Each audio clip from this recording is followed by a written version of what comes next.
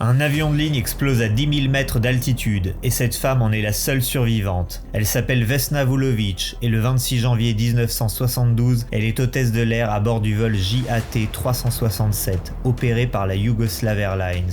Une détonation survient en plein ciel tchécoslovaque et l'avion se déchire en deux parties, la partie avant avec le cockpit et la partie arrière avec les ailes et les deux moteurs. En voyant des corps humains tomber du ciel, les habitants présents sur la trajectoire de l'avion assistent à l'impensable. La survie de Vesna serait due à une suite de facteurs improbables. Tout d'abord, elle aurait été située au fond de la partie arrière de l'avion et elle aurait été coincée par un chariot de restauration qui l'aurait maintenue dans une position stable. Ensuite, cette partie arrière serait tombée en glissant sur la pente d'une colline avec beaucoup d'arbres et de la neige, ce qui aurait amorti l'impact de la chute. De plus, elle a été retrouvée parmi les décombres assez rapidement par un forestier allemand qui lui apporte les premiers secours.